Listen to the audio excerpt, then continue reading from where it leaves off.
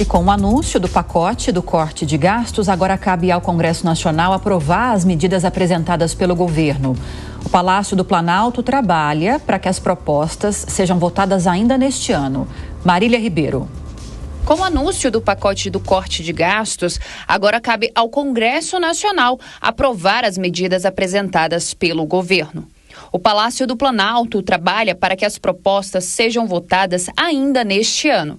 E como aceno aos parlamentares, o ministro da Fazenda, Fernando Haddad, se reuniu com líderes partidários do Senado e com o presidente da Casa, Rodrigo Pacheco. O ministro disse que houve uma cobrança legítima de alguns temas que precisam ser ajustados, mas ressaltou que a reação dos senadores foi bastante favorável. Há até uma cobrança legítima em relação a alguns temas que precisam realmente ser ajustados, conforme disse, vou até utilizar uma expressão feliz aqui do nosso presidente, é quase um programa de conformidade, né? E a conformidade não só ao espírito das leis aprovadas, mas também conformidade ao arcabouço fiscal, que é o que vai ancorar as expectativas.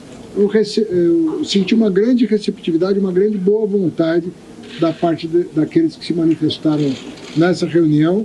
A ideia é de que o pacote do corte de gastos tramite como uma proposta de emenda à Constituição e um projeto de lei complementar. E para poder dar agilidade a essa tramitação, as duas casas já trabalham com a hipótese dos textos serem anexados a outros que já estejam com a discussão um pouco mais avançada. A avaliação feita por Pacheco é de que as medidas devem ser analisadas primeiro pela Câmara, o que levaria cerca de 2 semanas, e antes da última sessão do Congresso, os textos devem ser validados pelo Senado. Agora se insere uma outra prioridade, que é a questão do pacote de disciplina de gastos públicos, que é o debate de hoje, né, no Senado, e eu estimo que a Câmara dos Deputados possa fazer essa apreciação nas próximas 2 semanas e talvez se reserve a última semana útil antes do recesso para que o Senado possa apreciar tanto a proposta de emenda à Constituição quanto o projeto de lei complementar relativamente à última semana antes do recesso,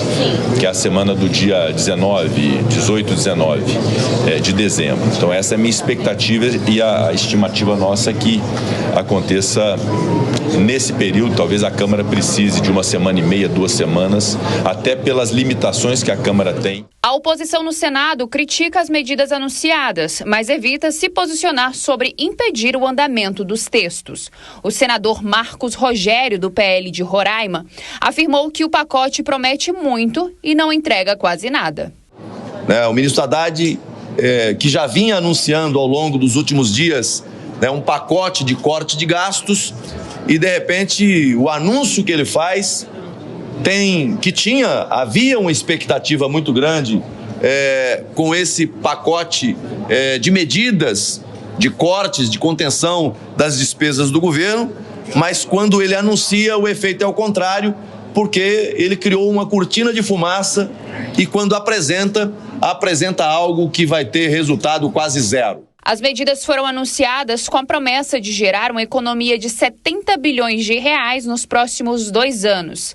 As mudanças feitas pela PEC e pelo projeto, se aprovadas, vão precisar ser incluídas na Lei de Diretrizes Orçamentárias e na Lei Orçamentária Anual, que devem ser votadas pelos congressistas ainda em 2024.